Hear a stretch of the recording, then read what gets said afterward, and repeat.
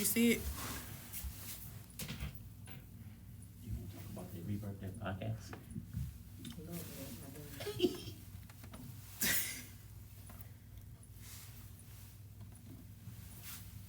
5, 4, 3, 2, 1. Yo, what's up, y'all? This your boy T-Lo. Yo, what's Gucci? This your man Tweet. What up, y'all? DJ Kid Fresh. What's up? This your boy RL. And we're next. And you're rocking with The Rebirth every Monday at 7 p.m. Two of us, you know the hits. Rebirth Radio, baby, every Monday, 7 p.m. Shea and Eli. All right, rocking that old school. Peace.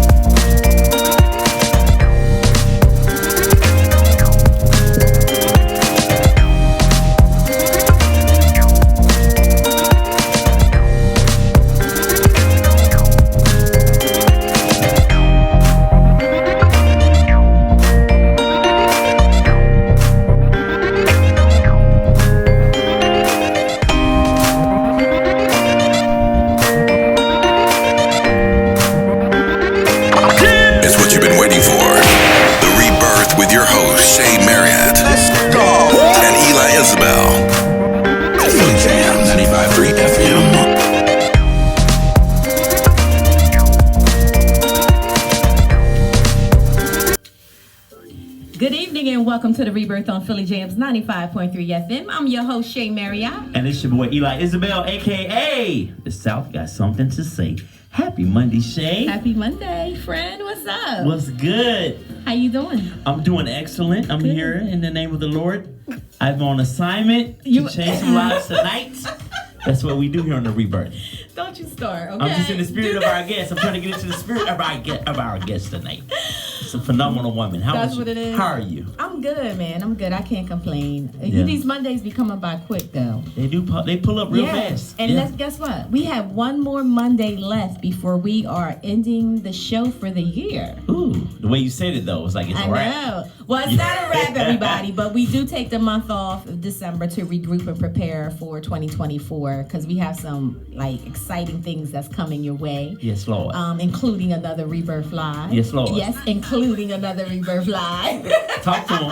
Let them know. So we're excited about that. But yeah, welcome to the Rebirth, everybody. We have an awesome show tonight. Yes. An awesome show. Yes. We had one of our guests. She's not just a guest, but she's my sister. We've known each other for probably over 30 years. Over 30 years. Wow. So and you guys know her. So once we get the camera on her, you're gonna be like, oh, it's gonna be a good show.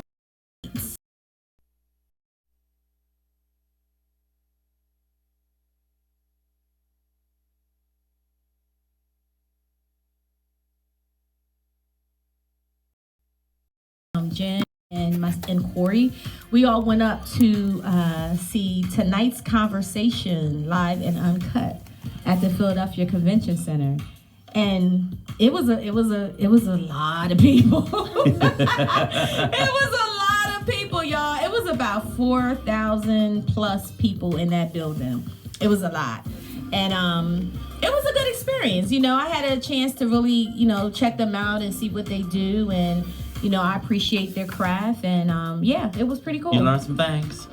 I learned some things, and some things we can apply that I think that we're doing just fine with. I'll put it that way. But it was a great time. We had a good time for That's sure. What's up. That's yeah. what's up. What about you? What did you do this weekend? I ended up going. So Haley had hung out with her friends on Saturday. Did the mall. She was picked up by the homies. So we were supposed to be looking for a car for her. And we ended up shopping. I don't know what happened. What? we ended up at the Philadelphia outlets. I said, this is coming off the cart money. You know that, right? So every penny you spend, just know this is off the cart money right here.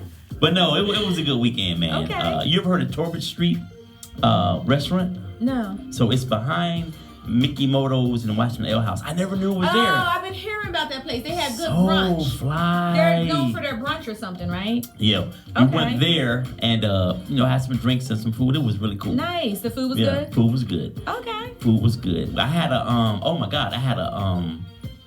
dang it, it had salmon on it. What was it? It was a burger with salmon on it. A burger? So it was beef and salmon? Yes. Oh, wow. It was the bomb. And these buttermilk chicken sandwiches. Okay. That's my bread intake for the month. That's you know I'm eat bread, but I couldn't help myself. But yeah, it was good though. Check it out. It was good. Yeah, check it out, man. What up, Instagram? Thank y'all for tuning in. I see you guys. Hey, Andre. He said, greetings from down under. It's been a long time, man. Good to see you. Welcome back. Yes. All right, so let's get into it. Listen, right here, right now. Oh my God. Sean Puffy Combs, my good brother love. P. Diddy. All right, y'all. Unless you've been like under a rock or whatever, you've all known about this whole situation that has come out with P. Diddy and Cassie, also known as Cassandra Ventura. Did you know that was her real name? Yeah.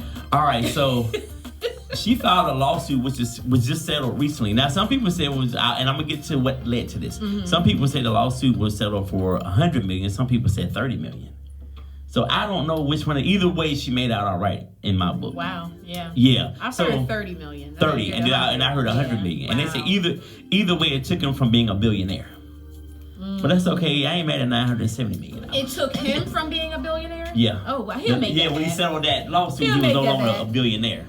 But anyway, so this whole lawsuit comes after Cassie, former longtime partner whose real name is Cassandra Ventura, filed a lawsuit in New York City. The suit claims that she was trapped by Mr. Combs in a cycle of abuse, violence, and sex trafficking, citing multiple incidents in which he allegedly punched, beat, kicked, and stomped her. The complaints alleges several other claims, including sex trafficking, sexual battery, sexual harassment, and gender discrimination. Puffy, what are you doing? Wow. Yeah, what are you doing? That's crazy. So they were together for like 10 years.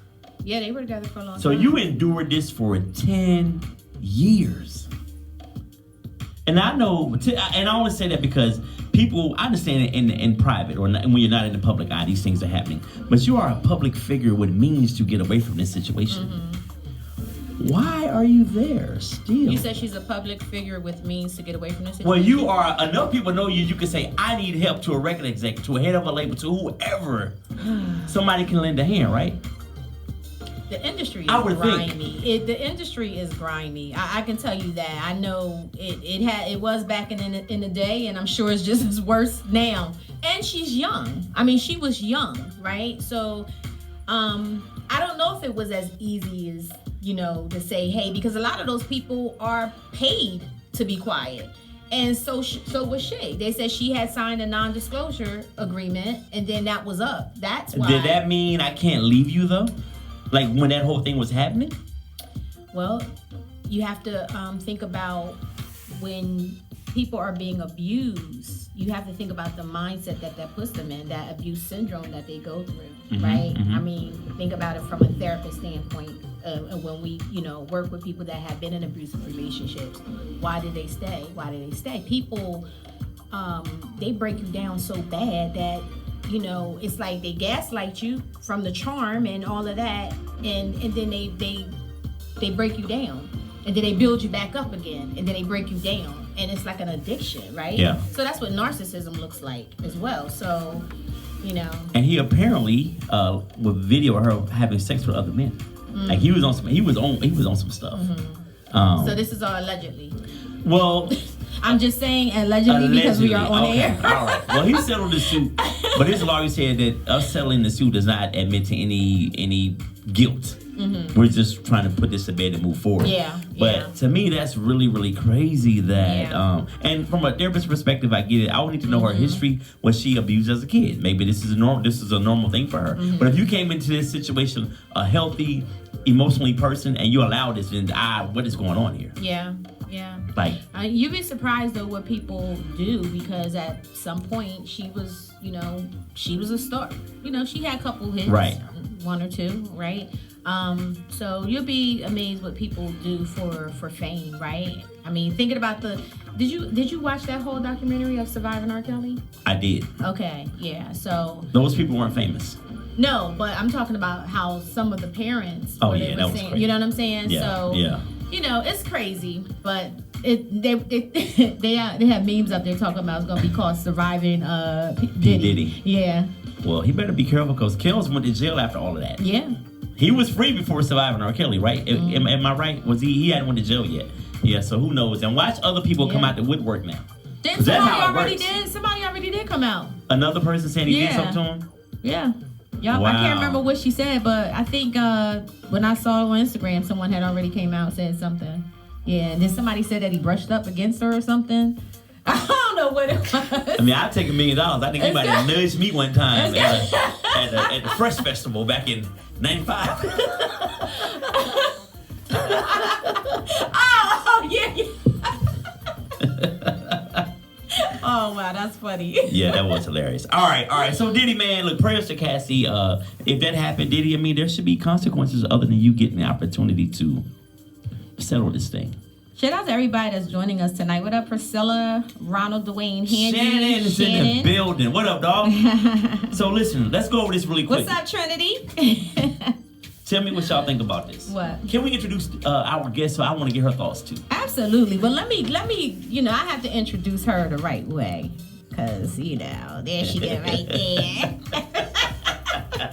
All right, y'all. So all jokes aside, this woman that I'm about to introduce to y'all, she is more than just a friend. She is a sister to me. We've been knowing each other for over 30 years. So I have definitely seen her journey.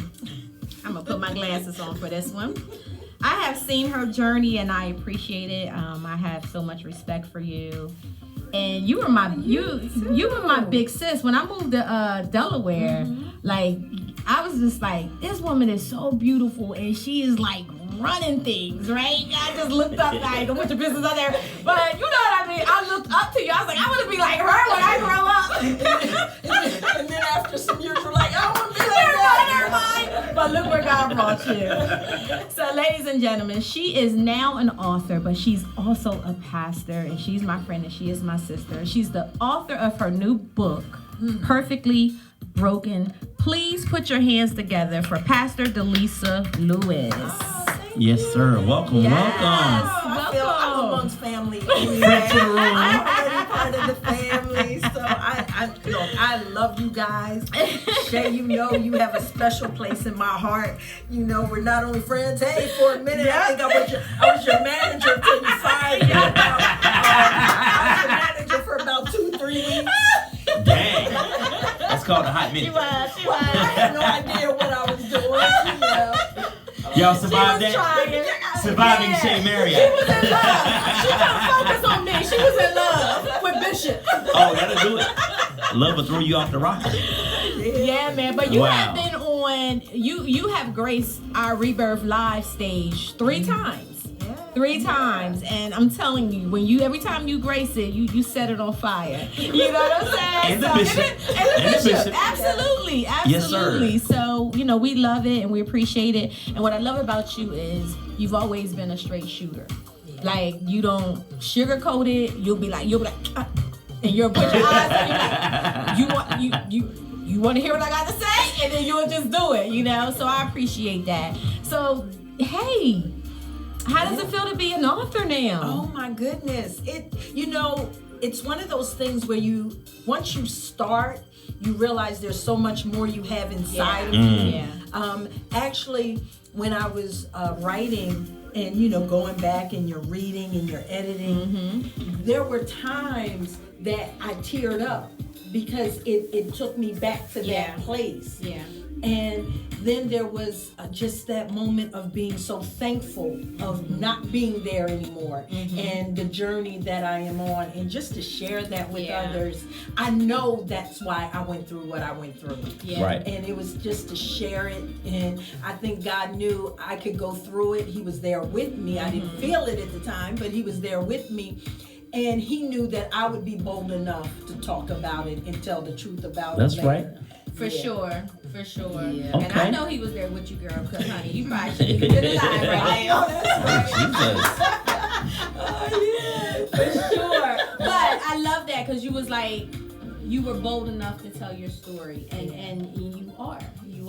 Yeah. But it's blessing and it's changing lives. It's helping everybody else. I didn't realize how much there was in the story. For instance, it's one thing to survive a bad marriage, but to also survive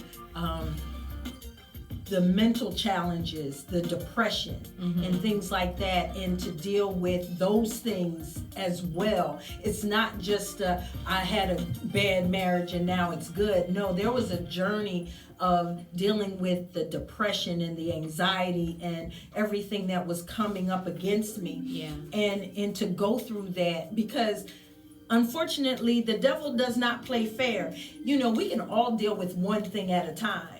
But when you've been bombarded one thing after another, you start to drown. Yeah. And so I know that my story is one to encourage the person who is drowning right now.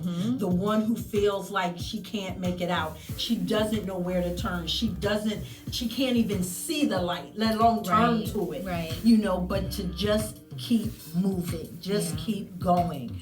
And so I know that that's what this is about. Yeah, for sure. Yeah. The title, Perfectly Broken. Yeah. Why'd you pick that title?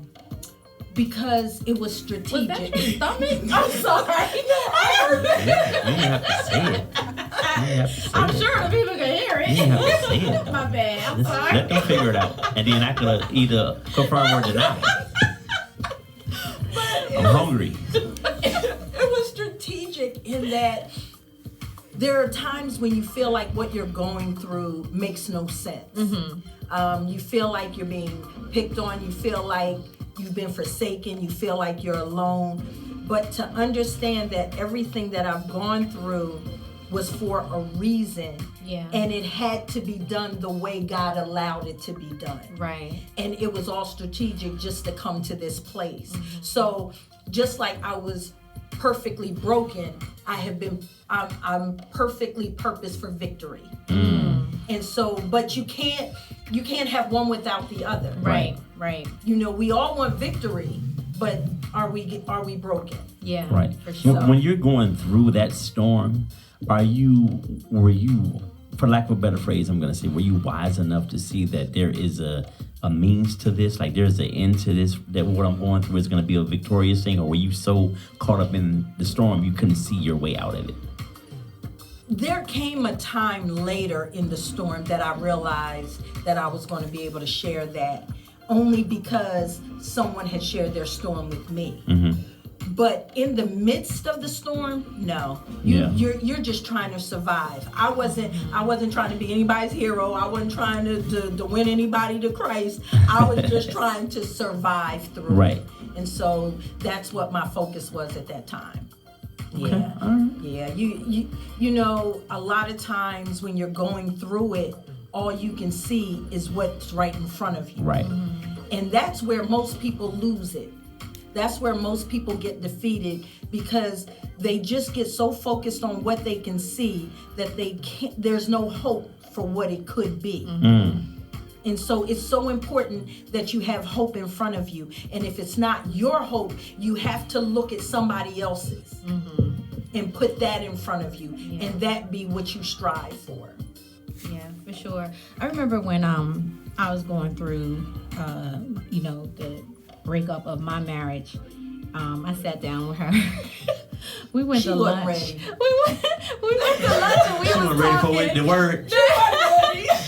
She kept saying, because one of the things I can appreciate it now, but like you said, when you're going through it, you can't. It's hard, because one of the things she kept saying was, don't focus on what it looks like right now. And I'm like, what? What do you mean? This is in my face like all day. How can I not focus on it? Don't focus on what it looks like. And I would hear that in my head, But I understood it and I appreciate it, later. But during the time, you're so stuck in the pain and what's happening and what's going on, it's hard not to focus on that, So, I totally agree. You don't really, in the midst of it, you can't see, how that this is going to be your testimony. Exactly. So. Exactly. Did you value the information I was giving you when you was going through the storm? You know what? I just want to know, because you ain't quoting nothing I said.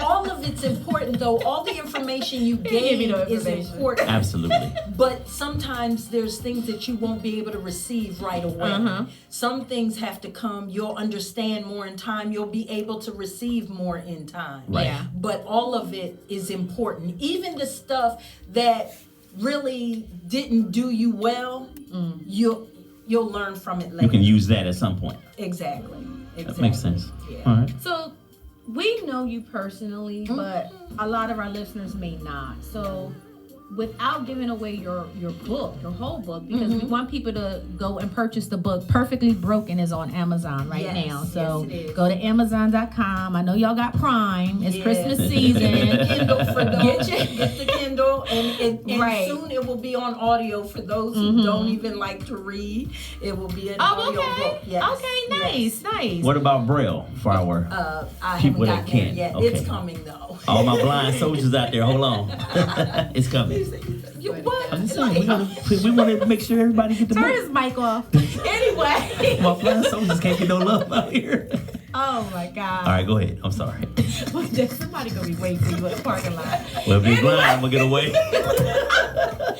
Anyway, can you talk about what the book is actually about? It's about a journey. It's about a journey that deals with things that happened to me prior to marriage, and why I decided to get married in the midst of chaos, and then having to work through all of the chaos to get to where it is now. And it's important because we don't look at where we are when we make certain decisions. One of the things that I said in the book, I talk about broken people making decisions.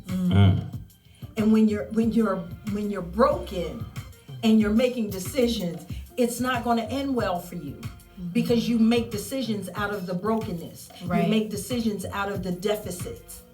And you're looking for someone to fill a deficit that they're not even prepared or equipped to fill. Yeah, you better. Nor is it their responsibility. Nor is it their responsibility. Yeah. But we'll put it on them quick. Yeah. It's like, oh, you say you love me? Right. Well, here's all my baggage. Yep. Here's my abandonment. Here's my insecurities. Here's all these things that I think. And now I want you to fix it because you said you love me. Yeah, and it's a lot. It's a lot. It's a lot. Yeah. It's a lot. And if you choose something different, if you say I that's a lot, it doesn't mean that you don't love them. Right. You know what I'm saying? Right. Personally, I feel it just means that you love yourself more. Because, and I think that's the problem. I feel like people get stuck in some of these situations because they want to prove I'm ride or die, I'm there for you, I love you, whatever. But, you know, where's the love for yourself to allow yourself to be, you know, in a place like that? Also, I tell ladies all the time, if you truly love someone, you will do what's best for them, which in this case would mean let them figure that stuff out for themselves. Yeah. Take a step back and allow them to work some things out. You know, you don't love someone, you're proving your love is not in becoming somebody's savior.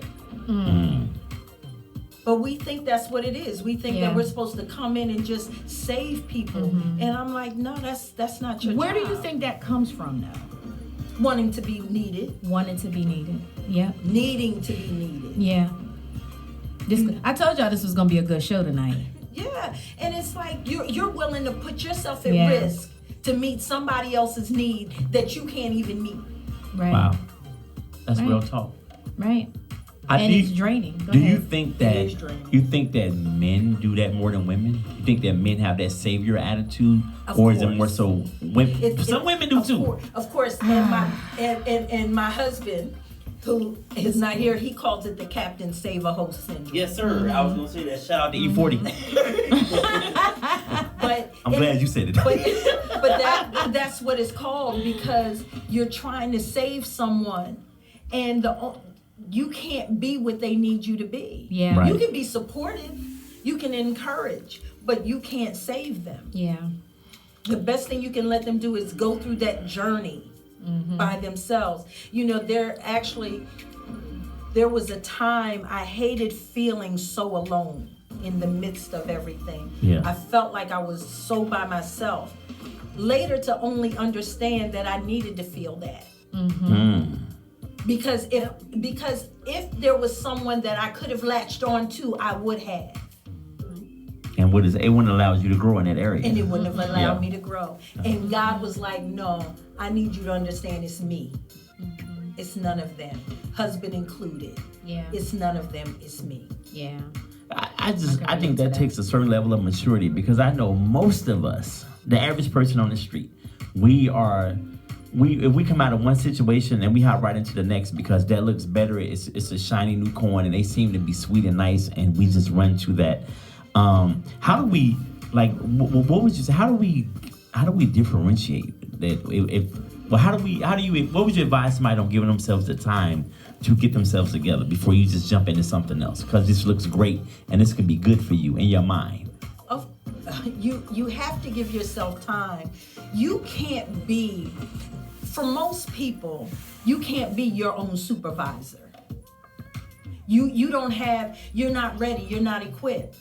You're broken and now you want to supervise you.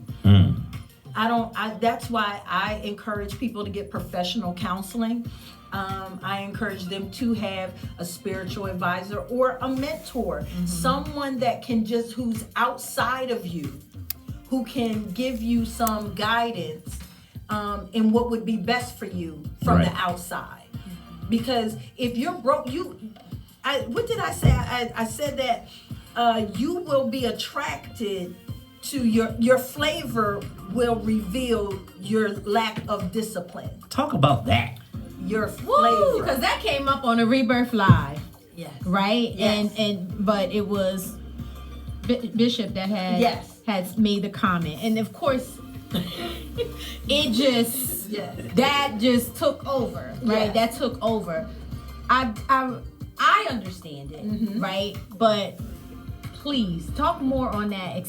Expand your that. Flavor will reveal your lack of discipline. Your lack of discipline. Okay, and what's funny is that part comes from when Shea and I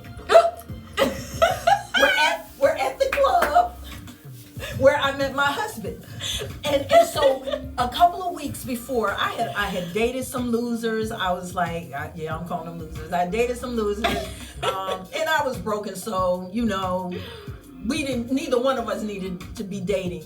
But anyway, I dated some guys and I was like, this isn't working. You know what? I'm going to focus on me. I'm going to focus on fixing me. I'm going to focus on my children. I got enough to do. I have 3 children I need to raise. I don't need the distraction of a man. I'm just going to work on me.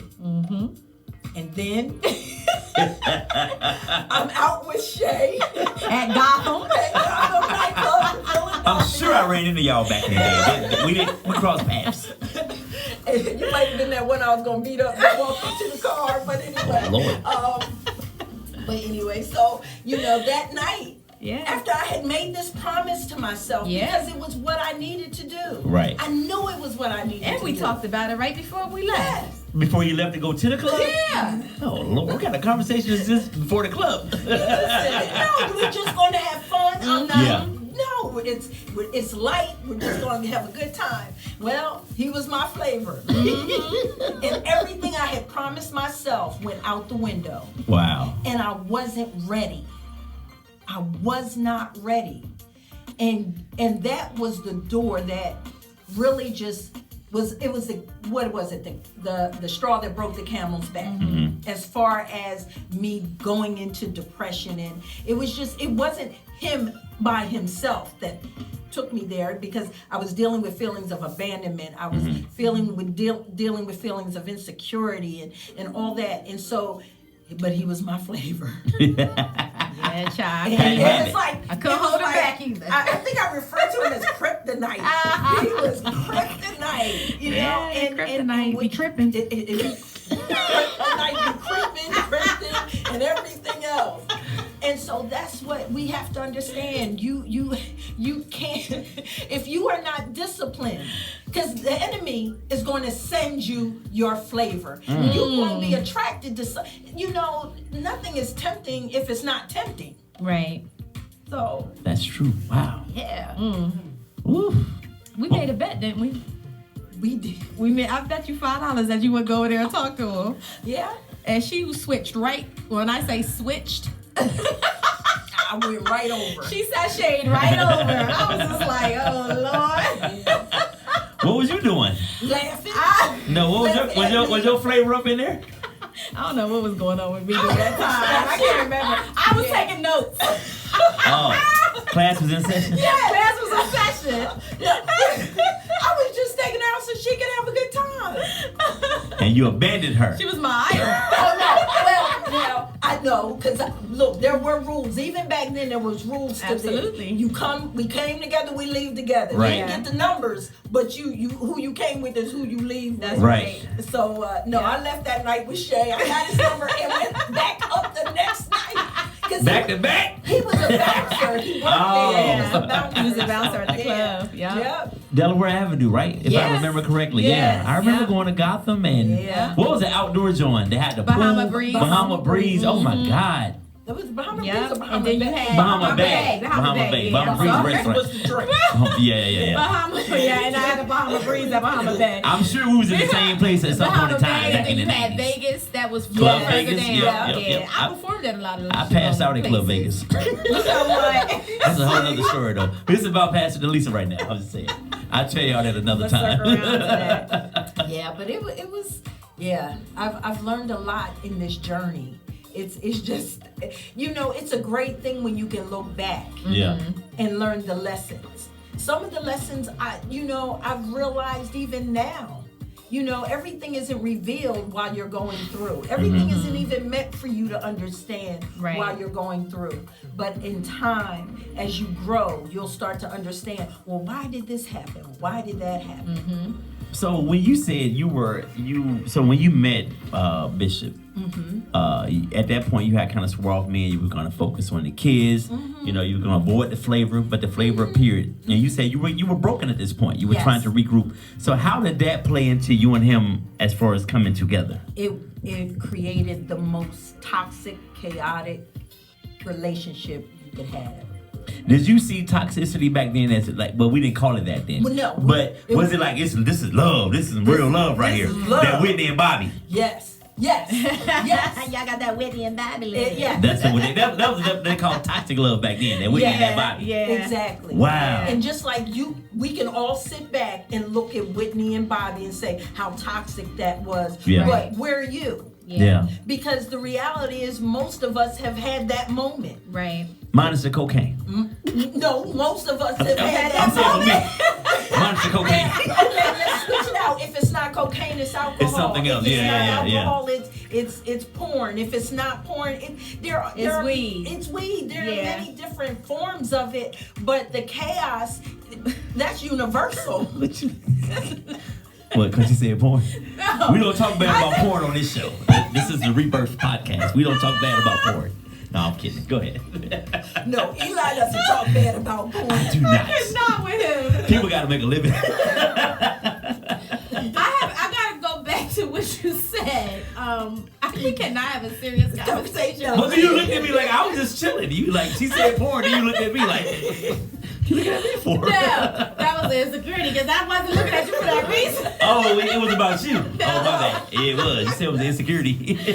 Okay, so I want to circle back to when you said that you made the decision to get married in the brokenness. Yes. That was the craziest part. Yeah. Because in the middle of us being, it's toxic, it's chaotic, it's dysfunctional, we decided to get married because that's what broken people do. They make dumb decisions in the midst of trying to fix something. We were trying to fix it.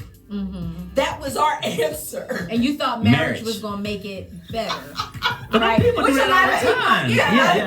You feel that way. So And I talk about that in the book. Yeah. We think marriage is going to fix it. And it's not. Matter of fact, as a pastor, one of the things that I tell people when we counsel couples that are looking to be married, understand that while you are dating, the attack is really not there. It is once you enter in the covenant that your covenant will be affected. Yeah. The enemy is coming. He does not like marriage. He does not want you on one accord. He wants to do everything he can to break it up. Wow. It's amazing. That's why people can live together for years and it'd be great. Get married, and next thing you know, they divorced. I'm like, you were living together for 7 years. We know somebody like that. Yeah. There are a lot of people like that. Because I know you knew, not you. I'm talking about. We have a mutual friend that was with somebody forever. Had a son. They raised the kids together. Then they got married, and it was a wrap. And then it was a wrap. What? Oh Lord. Because that's what happens. Not to Beautiful mention that I don't care what anybody says. Until you get married, there's a part of their representative that you are meeting. Yeah. Wow. Even if you've been just dating for 2 or 3 years, they're still a part of the representative. It's still a part. You will not get to know the real them, the whole real them, until after you've entered in the covenant. That's why you have to enter in a covenant, because once you meet the real them, then you're gonna be challenged on whether you're gonna stay together or not. That's unfair. Show me you before. I think I gotta do by that with something too. So it's all right. We made it. You know what? Women do it. Men do it. Mm-hmm. You know what I learned about being married? How much I like being alone, but after getting married, not being alone like I don't want to be with my family, but I like my little time where I'm alone outside, and that's okay. Or I'm alone in my little man cave. Yes, and you need that. But it's no different than those who are single. You know, you won't appreciate the other until you're there. Yeah. I appreciated being single. Yeah. I did too and that was that was a hell of a time. Because at one time I remember saying I'm having too much fun being single. This is dangerous. I'm having a good time, but people wouldn't understand. People wouldn't understand my fun. Yeah. Mm-hmm. Oh, so I was like, what? This don't Your fun. What was it? It was dangerous? Shoot. Let's talk about that the next time you call. Pastor DeLisa's fun. That was dangerous. That's going to be the title of the show. I think the misconception is when you're single, people automatically think that you're lonely, and that's not the case. It's not. It's not. Like, for me, it was important. After being in a marriage for 16 years, I was single for 6 years after my marriage. Right. And because I had never dated. Right. You know, I was always in some type of long-term relationship. So being able to date myself and really understand me and get to know me for those 6 years, it was so important. It is. It really was. And it was important to my development as to who I am today. Yeah, for sure. Who you were when you got married, and this is for you too, when you got married, who you were, think back to who you were when you got married. Would you have married you? Absolutely not. No. What about you? And you have to remember, I was married twice. Go ahead.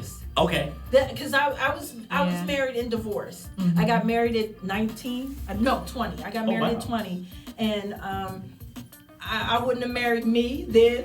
Lord knows I wouldn't have married me then, and I wouldn't have married me the second time either. Yeah, I'll be honest. You was going to answer something. Go ahead. No. I'll come back. I want to hear what you have to say. For me, I think when I look back at the person, although I feel like I know that I was a good wife, and my ex-husband will say that, I had a lot of insecurities within my own self, and I think that came from, we kind of can go back and say what certain things came from, and for me, I think, that always came from just seeking the love of my father and not having my dad around, So I always went overboard in my relationships. I was the fixer. I was the savior, because I wanted that. You know what I'm saying? But man, when I realized that everything that I needed, everything that I was seeking, I actually had within myself. Right. The love, all of that. It was a game changer. Wow. Yeah. So, yeah, and I think that's why it's hard for me to go backwards. Like, there's just certain things I just can't tolerate physically, mentally, emotionally. I was just like, nah, I can't do that, Yeah. So, yeah. Yeah, that is so true. There is a part in the book that probably one of my favorite parts of the book is when I ask the question, how did I get here? How did I get here? And because I found myself in a jail cell. Like mentally in jail? No. She was physically in jail. And Like, you got the right to remain silent. in jail. Oh, jail. Yes, with the Jail. with the silver bracelets. She said with the silver bracelets. Yeah, and I had asked myself, how did I get here? Mm-hmm. And I didn't get there just by that one incident. Right. I got there by all the decisions I made leading up. Yeah. And one of the things when you're growing, when you want to grow, you have to ask yourself, how did I get here? How did I get here? Mm-hmm. Had you asked yourself that question prior to being arrested? Had you ever sat and asked yourself that question? No. So it took that moment for you to try to gain that clarity. Because for me, I wasn't raised that way. Mm-hmm. I had two brothers who were police officers. Oh, wow. A mom who was a warden. To me, that was my low. That was my I'm like, how in the world did the girl who went to St. Peter's, St. Elizabeth's, Golden Beacon, like, how did I get here? Wow. Baylor Prison is named after her. Which one? Baylor. Yeah. Oh, really? That's your mother? Yeah. Get out of here. Yeah. That's a Black History fact. I should look that up and announce it. Next week, I'm going to talk about your mom. Oh, okay. But in a good way. But how do you get here? How do you Wow. get here? So the how do you get here?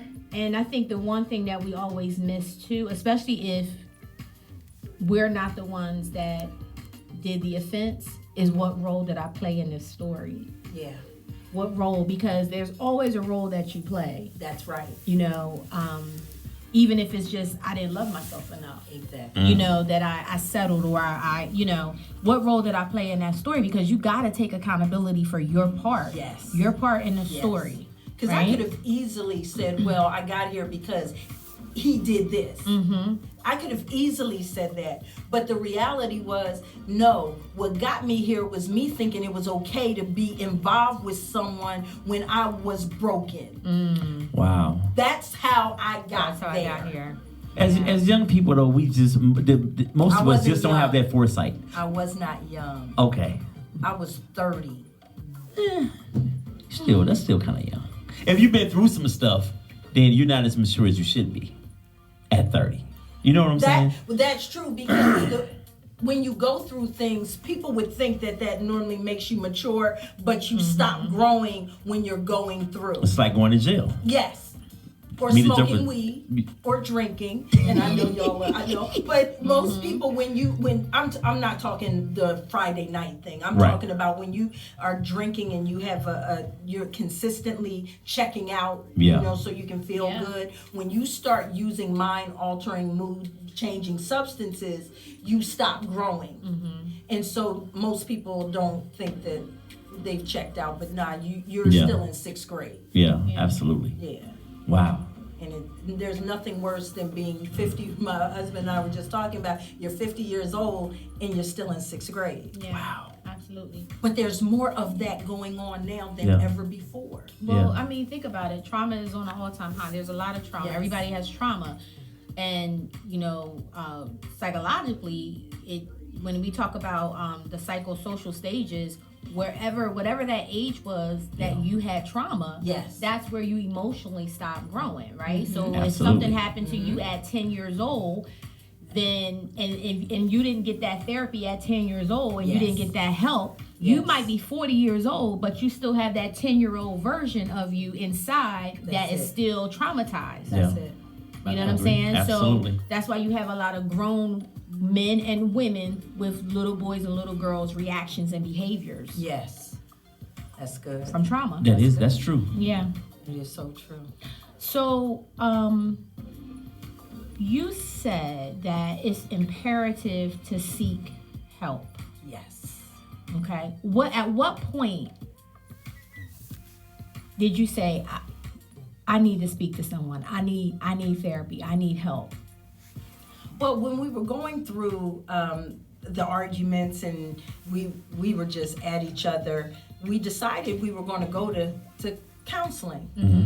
However, it took a while to find a counselor that could handle us. Oh, dang. Because we would go in and, I mean, we would just go have this session and we would just go at each other in the session. And the therapist is like, and nothing would get settled. And so it wasn't until I found my therapist that I could connect with. Right. And he saw me a couple of times, and then he brought Rob in, and then I said, well, I want you to do both, and he said, I can't. So he suggested that Rob see someone, and I continue to see him. Yeah. And so at that point, you know, we focused on yourselves. Ourselves. Yeah. But in focusing on me, I hit a bottom, and I talk about it in the book. Y'all have to get the book, but I have that available moment, on Amazon. Yep. I had that moment where I lost it. Like I lost control. I felt like I was losing my mind, and I knew it was imperative for me to get help. I was not going to get out of that place that I was in mentally and emotionally without help. And so I got the help that I needed. It was the best thing in the world. And I know it was God. And a lot of people will say, well, if you got God, you don't need the professional. No, God gave me the professional. Right, Yeah. right. He set it up that way.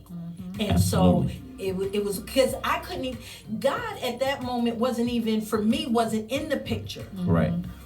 Because you can't hear God when you have all these thoughts going on. You need something and somebody to slow your thoughts down enough so that you can hear. Wow, and so, that's true. You know, I tell people all the time, I'm like, no, it's not either one or the other. You need both. Did you guys at some point, or at what point did you guys come back and have counseling together? Was it a while before you could even work back to being in a room together in a therapy session? By that time, we had a couple of sessions with our pastor, and that was it.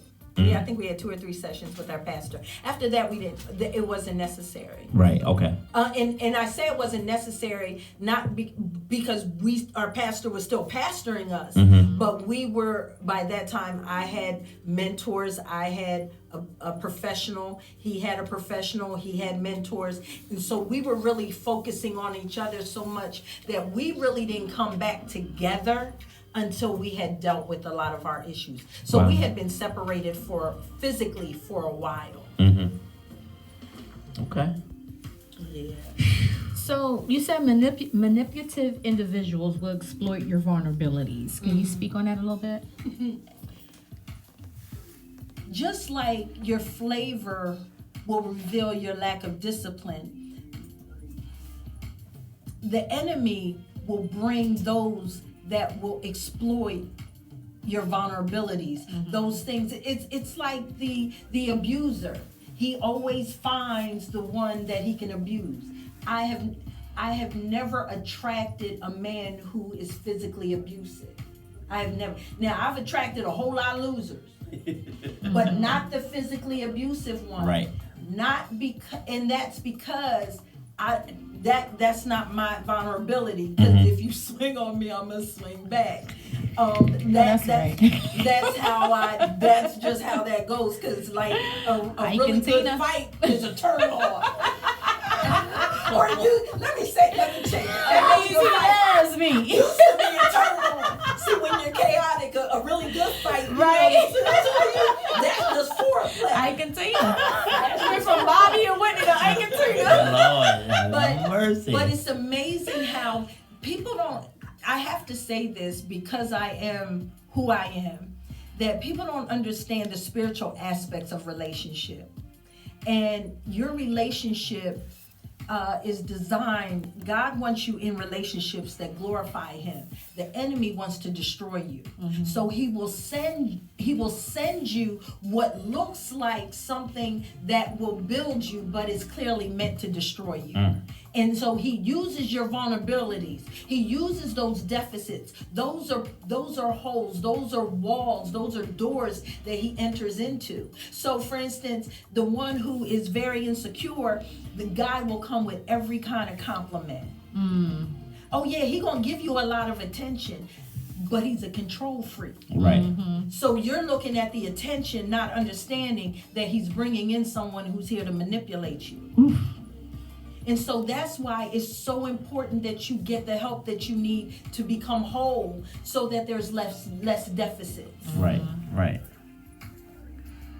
This is a lesson right here. Absolutely. Told you we weren't playing tonight. So go on and get that book on Amazon. Go get the on book. Kindle. On Kindle. I'm telling you, it's gonna bless you. Because everybody is dealing with something. To what extent, it's different extents. But people are, especially in relationships. Yeah. And so you got to decide, do you really want to fix it? Do you really want to fix it? Or do you want to be a victim in it? You got to decide. I decided I was going to fix this. I was going to have what I wanted. Right. Is there ever a time where you would tell someone as a pastor, you know what, it's time to walk away? Or is that not an option from a Christian perspective? Or you know what I'm saying? From the perspective in which you would speak to somebody. Is that an option? No. It's not. Now I'll say this to you. I'll tell, because as a pastor, I would never tell anyone to leave or stay. That's always your decision. However, what I will say is, if you focus on you and you grow to be what God has called you to, and you invest in yourself, one or two things will happen. Either He'll change or He'll go. And if He decides to go, you off the hook.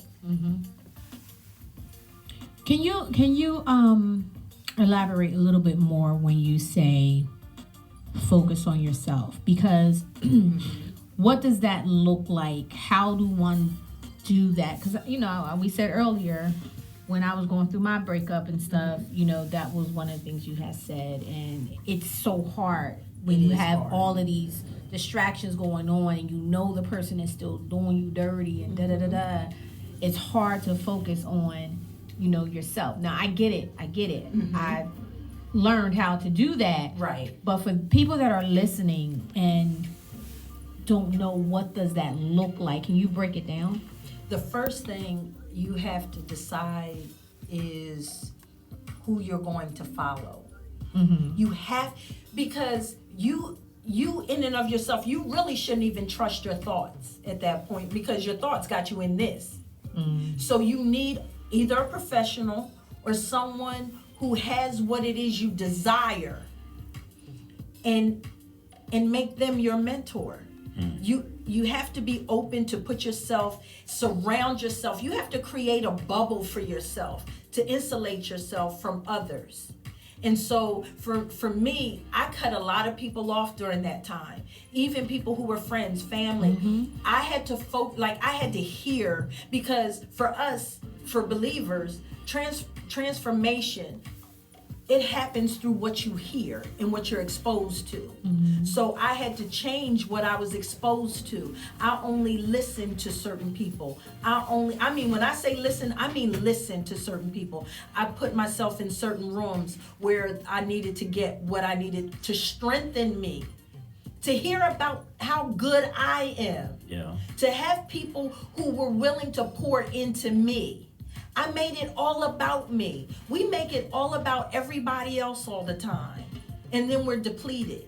So you have to, this is your one time to be selfish. Right. Yeah. And say, you know what? Because if I don't focus on me, I won't be good for the kids. I won't be good for anybody, including myself. Yeah. So I have to take that moment. I have to get, you need a therapist.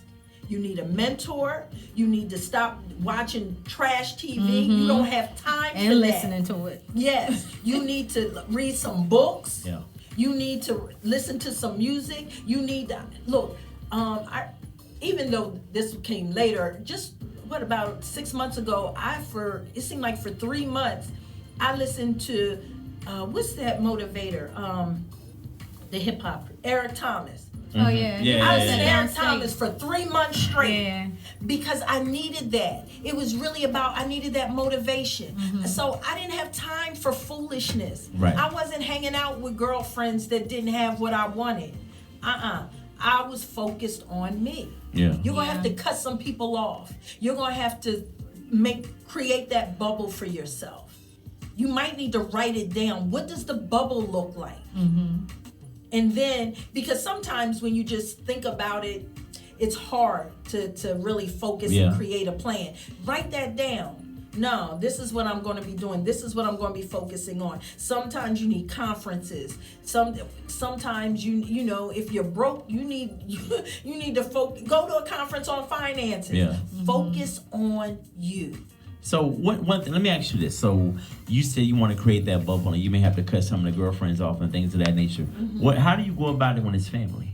When it's your mom or your aunt or whoever, like cut them off. I mean, that's it. I cut them off. Because it's harder sometimes, right? I didn't say stop loving them. Right. But you can minimize your time with them. Boundaries. Yeah, that's all. It's like, okay, nah, I can't come over for that event.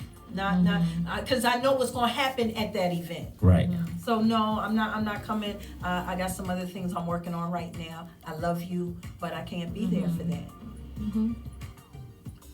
You know what my saying is, right? Which one? When you say yes to everyone, you say no to yourself. Yes. But when you say no to other people, you're saying yes to yourself. Exactly. That is So true. I think that keeps me on track.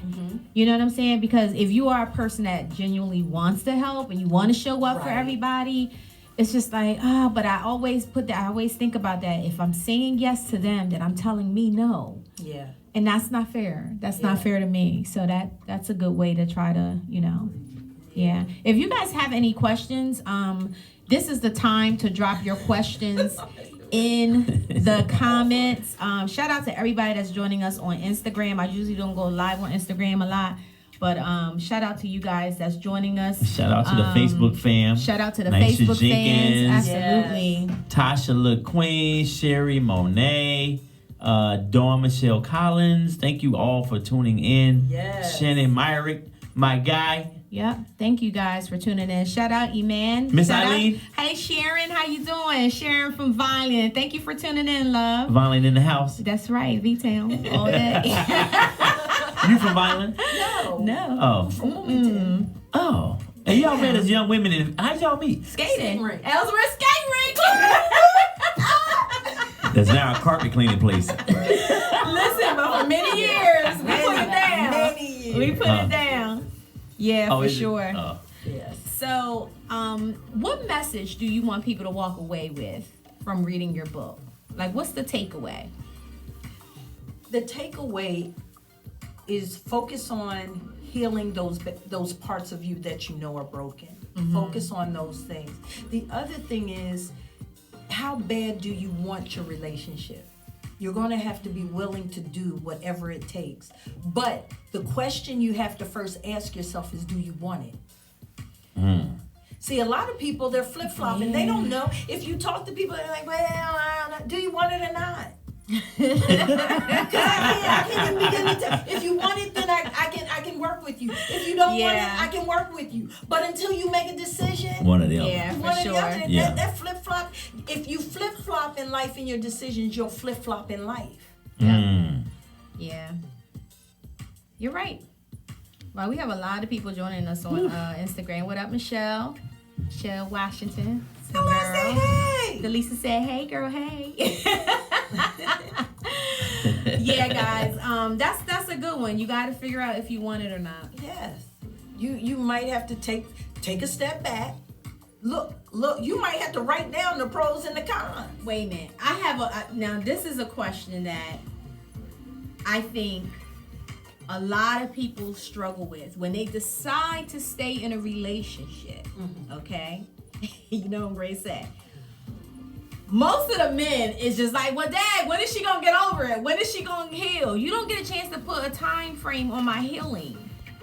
So how do people begin to try to heal their relationships, but also understand that trust has to be rebuilt at the same time? Okay, so if you're talking, we have to break this down. Or if we're talking about marriage, and there's been infidelity, right? And you decide you now want to work on this. First of all, let me say this. I think you need to take a step back and then decide whether you want to work on this. Does that mean separation temporarily? What does that mean? When you say take a step back, what does that look like? Depending on how toxic it is, you may need to separate. Okay. Sometimes it may just be Bobo was being real stupid. And so it was a moment. It's not just a moment because it leads up to that. But if you think it's one incident or it's not just been a habit or whatever, then you have to make a decision. However, at that moment, if he's willing to work on it with you, then he has to understand, and that's why you need a counselor for him to understand that he can't put a time limit on how long it's going to take you. However, you can't go into it and hold him to what happened. Right. Either you're going to forgive him or you're not. And forgiving is an instantaneous event. It is not I'm going to forgive him over time. No, because forgiveness is not about forgetting it. It's not about it not happening. It's not about the emotion not still being real for you. It's about not penalizing him for what he's done. So if you're going to stay, when you decide to stay, you have to agree that you are no longer going to continue to hold him to that, as he agrees to be patient. And normally it comes with boundaries. What will make you feel comfortable? If I need to check in every 2 hours for a period of time, that's what I'm going to have to do. Now, if he's not willing to do anything, then you need to make you might need to make a different decision. Yeah, I think that's the thing. Most of us say we forgive, but we really don't. I think we put that word in the atmosphere, and then we are still beating a person over the head with that situation. Because they didn't forgive. The definition of forgive is different. But when you biblically forgive, it's not about emotion. It's not about feeling. You can have all the feelings and emotions and still forgive someone. Do you think that, because you said, what if I need you to check in, every 4 hours or whatever for a period of time? Isn't forgiveness sometimes used for control? Because you did this to me and I'm going to forgive you, so you need to do. Isn't that a form of control sometimes? It could be, depending on the person. No. True forgiveness does not have control, because he's not being, there's no penalty to it. Okay. Now, because we're human, he should want to make you feel comfortable. Right. Or as comfortable as he can. Because he's really not going to be able to do everything to make you forget. That's where you got to work on yourself. Yeah, right. Because you're going to have triggers. You're going to have triggers. You're gonna have those triggers. I used to be typing at work, and I would get a thought. I wonder what he doing. Where he at? No. And you have to talk to the thought. You have to speak to that thought and say, you know what? I know he's where he is. I know he's doing what he's supposed to do. I know he's a mighty man of God. I know he loves me like Christ loved the church, and he gave himself for it. And you speak those things, but you got to believe that. Deborah Marshall Kim said, amen to forgiveness, being instantaneous. That's how Jesus forgives us. Praise the Lord. Yes. Thank you, Deborah. All day. Daily, all day. Daily, all day. But then, and we're supposed to be like Jesus. But then we don't want to forgive. But if the word says, if we don't forgive others, that doesn't mean you can forgive everybody but your husband who cheated on you. There's no so we're quick to forgive others. We're quick to forgive others. Yeah. But I would say the biggest problem is we don't forgive ourselves. There you go. That's the biggest problem that I find with most people. especially women. They don't forgive themselves. They hold themselves to such a standard that they almost, a lot of times, will start to believe that they deserve the treatment they get. Wow. Because they haven't forgiven themselves. I had to forgive myself for a lot, and I did. Thank God. Amen. Because if I didn't, I would think that I deserved a lot of what I would get. Yeah, for sure. We definitely have to be better at forgiving. I think that's one of our non-strengths. That's something that we don't carry or hold well. Yeah. Especially if we feel like we've been wrong. Yeah. And I'll give you, I know we wanted to wrap it up. We get close to time, but I had a friend, his wife cheated on him with this dude, right? So me and my other boy, we were so mad on his behalf. And we saw the dude one time. We was going to get him, right? And then, so we told him about when we saw him, we was about to get him. And he was like, no, chill. It's like an event. You can't do that. So we telling him, and he was like, yo, nah, I already forgave him. We was like, what do you mean you forgave him? Like, this was your man, and he messed with your wife. He was like, I had to forgive him for myself. I said, well, why you didn't tell us that then? Because we were still not forgiving him yet. You got to let us in on this. We was like, hey, you don't forgive him. He was soft-aired. You know, like, what you forgiving him for? He did you wrong. You never confronted him. You never did nothing. This was a dude you had in your house around your kids. Yeah. How do you, I don't know. I guess in time, maybe. In time. Well, you can forgive him. Like, emotionally, I'm sure. And even now, I'm sure he gets thoughts. But the reality is, if you allow that to eat at you, you'll destroy yourself. Yeah. Well, he was eating at us, and he didn't tell us to forgive him. Exactly. We was mad. We was like, hold on, we don't fuck this dude. Yeah. And you over here on a peaceful journey and ain't telling us. We have to run into him. You talking about, I forgave him. Like, what? I'm going to call him and talk to him. Yeah. Like, what? Yeah. That's good. So, you have a book signing coming up. Yes. Can you talk a little bit about that? Because I want everybody to be able to first go get your book. Will they be able to purchase your book at the book signing? Yes, they will be able to purchase it there, but they can get it on Amazon if they want and bring it and I'll sign it. Okay. But it is December the 9th. Yes. Saturday, December the 9th at 219 North Market Street. Yes. It's gonna be bananas. We're just gonna celebrate and just enjoy the moment. I'm really looking forward to it. So, and those that may have some questions, I also want to put out there that I do coach wives. I tend to coach them for 6-week sessions at a time. I cater the coaching to whatever their issues are, because every wife has different issues. I mean, it could be a plethora of things. So we do 6-week coaching. I have that available. You can go to my website at DeLisaLewisMinistries.com and sign up there for that as well. You can send me an email and we can link up there. But and also, can I say I have a conference coming up? Yes, girl. Talk about it. Tell the people. I am built for this. Relentless. The theme is relentless. Yes. You've got to be relentless for the things that you want. Nothing is coming easy. And you're going to have to go out and take it. You're going to have to be relentless. And so that is April the 27th, 2024. It will be held at the Hilton Hotel in Christiana, Delaware. Congratulations. Thank you. You can go on eventbrite.com and register. And you can go to our website at transformedbyfaith.live to register. Right now we have a Black Friday special going on, so you can it's an early bird special ticket if you go ahead and register between now and Tuesday after Thanksgiving. So I'm telling you, we have Pastor Tanya Hall from Tampa, Florida, who will be coming in.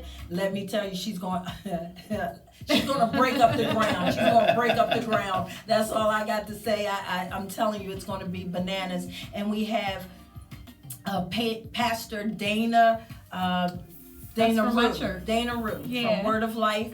I'm telling you, it is going to be bananas. And of course, yours truly. So you definitely want to go ahead and register. Seating is limited because it is at the Christiana Hilton. So you want to get your tickets as soon as possible. Bring your girlfriends. I'm telling you, it's life-changing. And we do have a few vendor spots, just a few vendor spots available. So if you're interested in vending, you can also do that on eventbrite.com. Yeah, so awesome. I get you, girl. That's right. I got a lot going on. Big bags. You booked and busy. Yes. Booked and busy. Yes. Yeah. Yes. Well, I'm so proud of you. Yes. Your journey, because like I said, I have had the pleasure of watching you grow into who you are today, and I'm just Don't make me cry. I'm so excited for where you're going and everything that you have accomplished. And I mean, you guys have marriages that win. I'm built for this. Wives that win.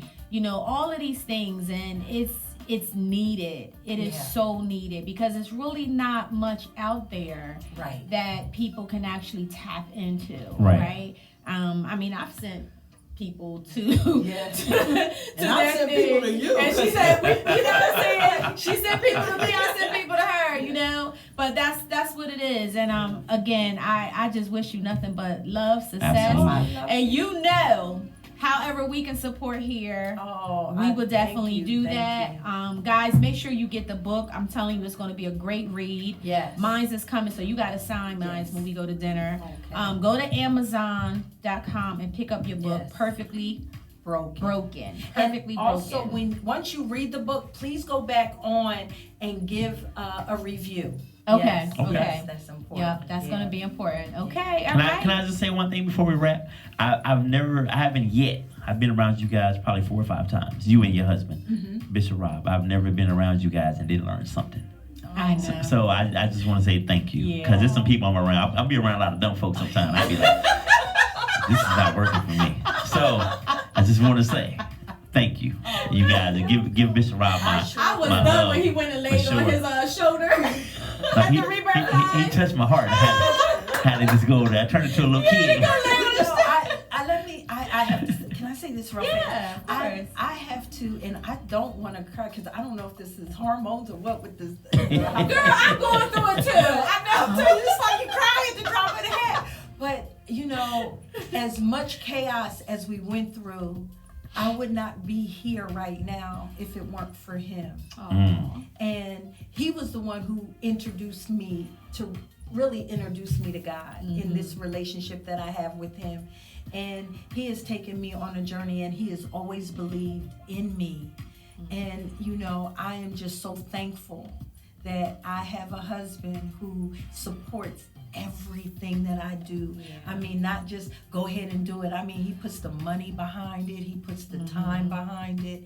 And he's not here, but I'm so thankful. He even told me just get off your job and stay home. So I'm just thankful for him. Yeah. So I just want to give him some kudos. Yes, shout out to Bishop Rob. Absolutely. So if you wanted to know how the story ended, y'all, they are still together and they are happily married. 26 we just years. Celebrated 26 years. Congratulations. That's what's up. Happy anniversary. Thank you. Let me tell you, there is a God. Yes. Honey, there is a God.